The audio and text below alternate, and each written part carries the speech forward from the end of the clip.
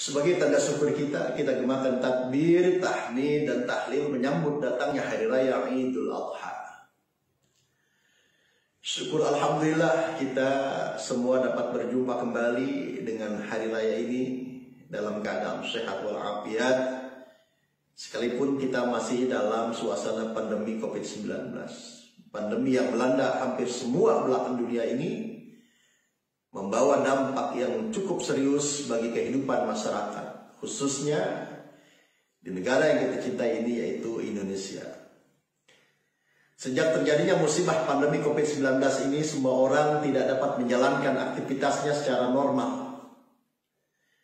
Semua kegiatan yang bersifat kumpul-kumpul dibatasi, hajatan, roahan, tahlilan, maulidan, Isra Mi'raj, pengajian, majelis taklim, dunia pendidikan, dunia musik, kuliner, wisata dibatasi dan diatur dengan ketentuan mengacu kepada protokol kesehatan.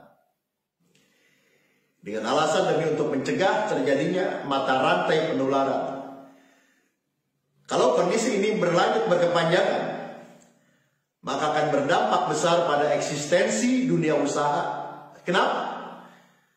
Karena akan semakin berat menanggung biaya produksinya,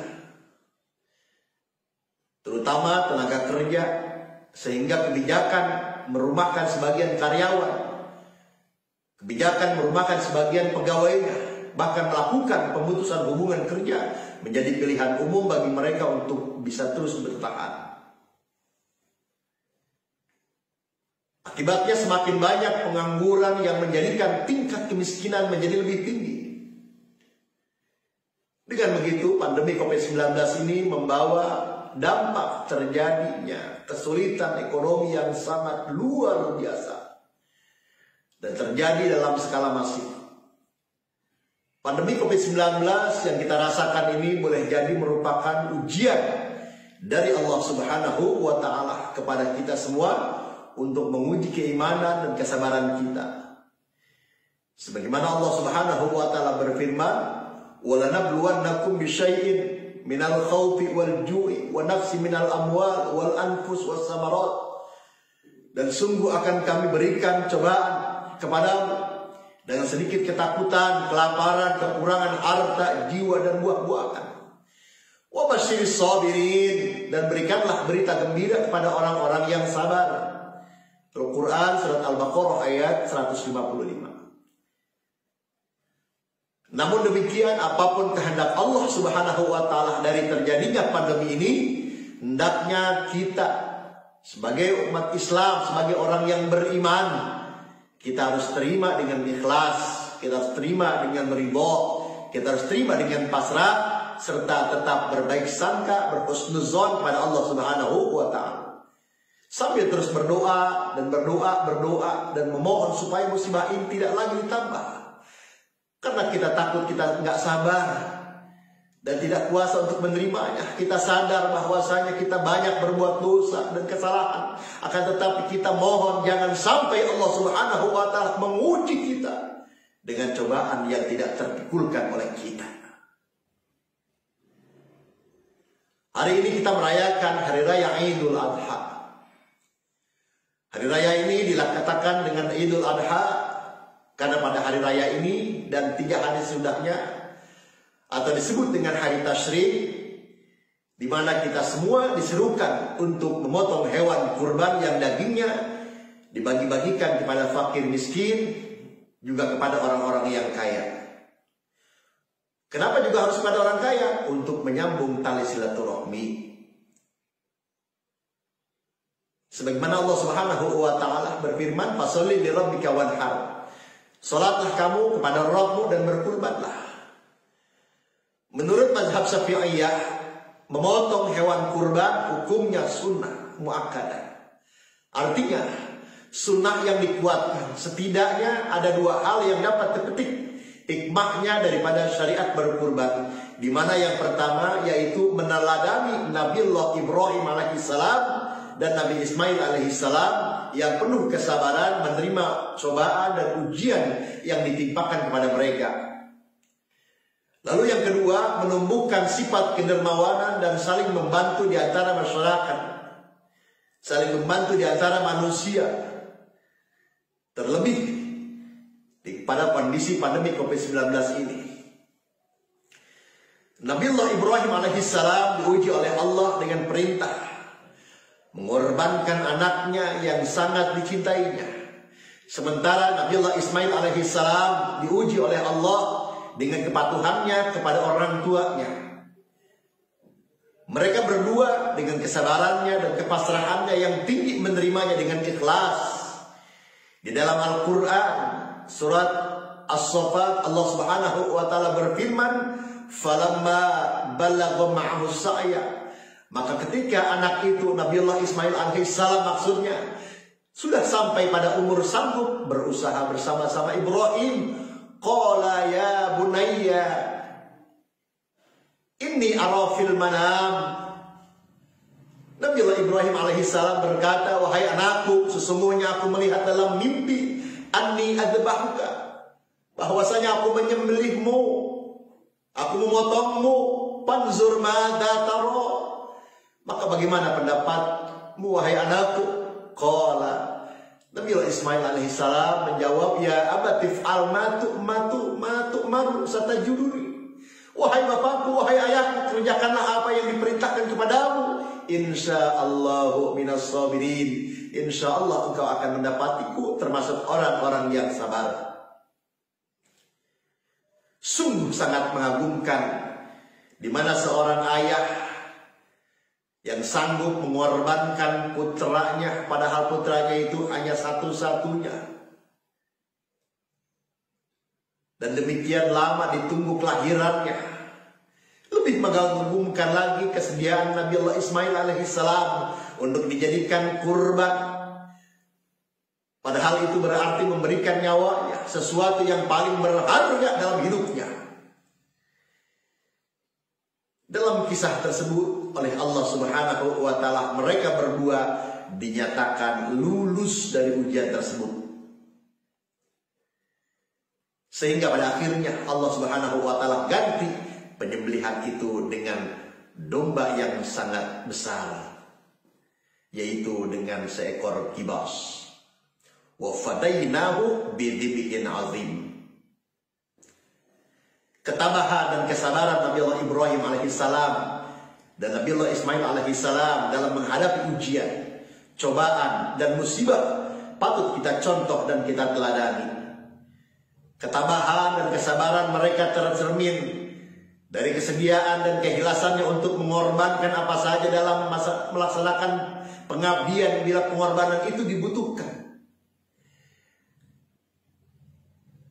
Dalam situasi musibah pandemi yang terjadi saat ini, kita dituntut untuk lebih sabar, kita dituntut untuk lebih tabah, sambil terus berusaha untuk mengatasi segala kesulitan yang kita hadapi.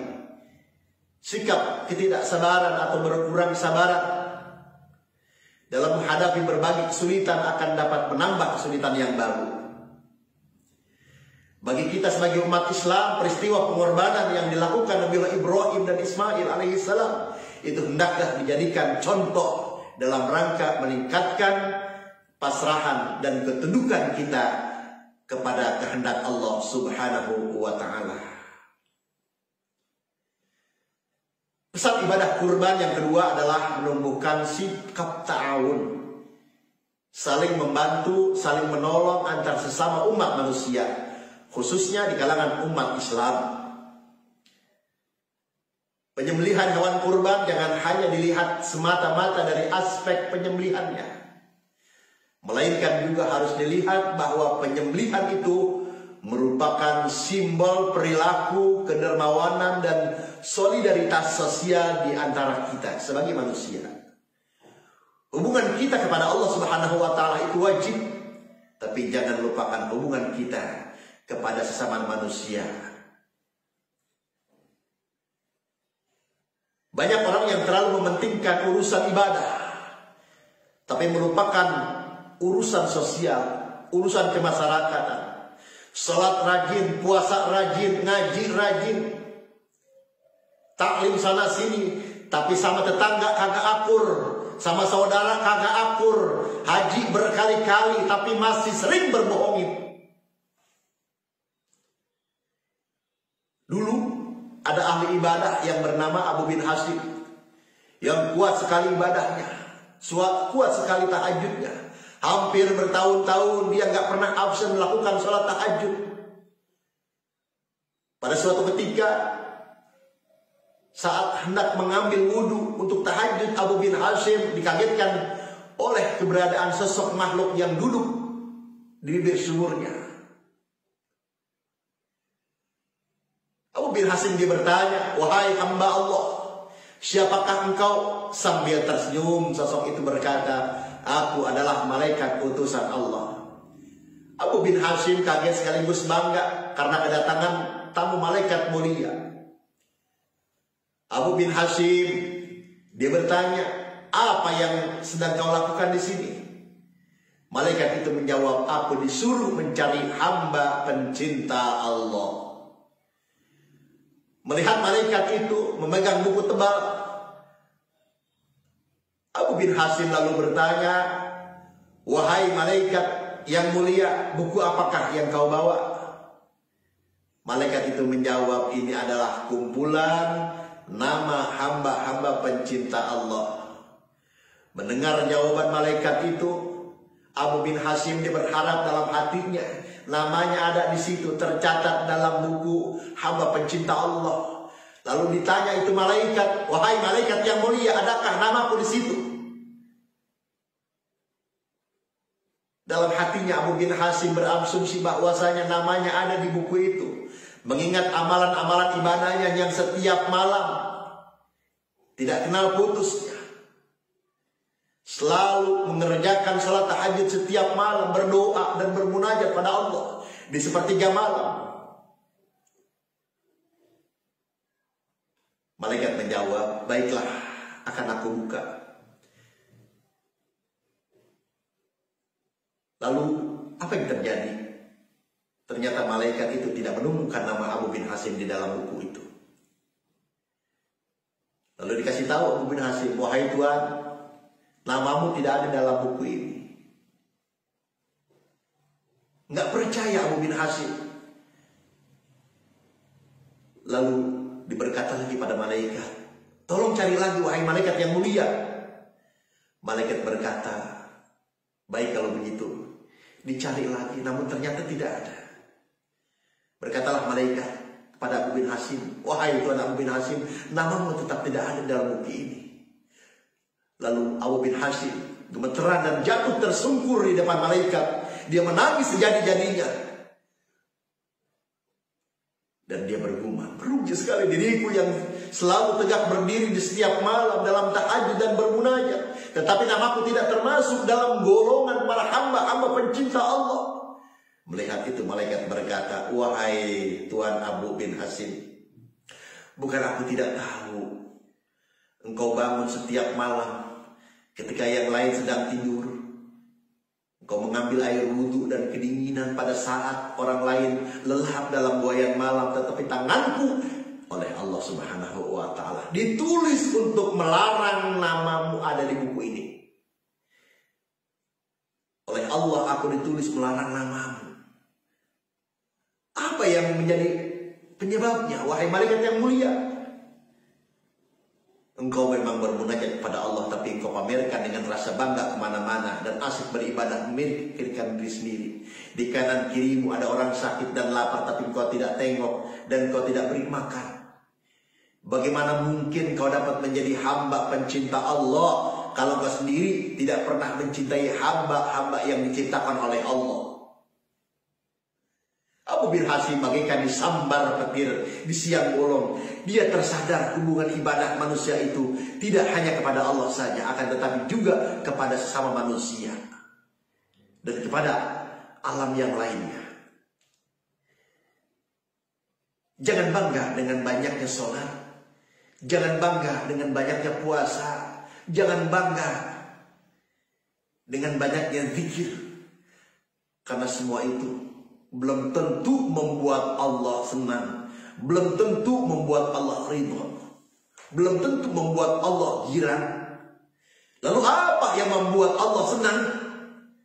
Dalam kitab Mukasyafatul Qulub Imam Al-Ghazali diceritakan bahwasanya ketika Nabi Musa melaporkan ibadahnya kepada Allah Subhanahu wa taala, Nabi Musa kepada Allah, "Wahai Allah, aku sudah melaksanakan ibadah. Ibadah mana yang membuat engkau senang dan kau suka?" Allah Subhanahu wa ta'ala menjawab, "Kalau engkau sholat, sholatmu itu untukmu sendiri. Karena dengan mengerjakan sholat, engkau terpelihara dari perbuatan keji dan munkar. Kalau engkau zikir, zikirmu itu hanya untukmu sendiri, membuat hatimu menjadi tenang. Kalau engkau puasa, puasamu itu untukmu dirimu sendiri, melatih dirimu untuk memerangi hawa nafsumu sendiri." Lalu Nabi Musa melanjutkan pertanyaannya, "Lalu apa yang membuat engkau senang ya Allah ya Rabb?" Allah Subhanahu wa ta'ala menjawab, "Yang membuat aku senang itu adalah sedekah, infak, zakat, serta perbuatan baikmu wahai Musa. Itulah yang membuat aku senang. Karena ketika engkau membahagiakan orang yang sedang susah dengan sedekahmu, disitulah aku hadir di sampingnya." Janganlah kita saling mementingkan diri sendiri, suka senang sendiri tanpa mementingkan hidup orang lain. Apakah tetangga kita itu sudah makan atau belum? Apakah tetangga kita itu punya beras atau tidak? Apakah tetangga kita yang punya beras punya uang buat beli lauknya atau tidak?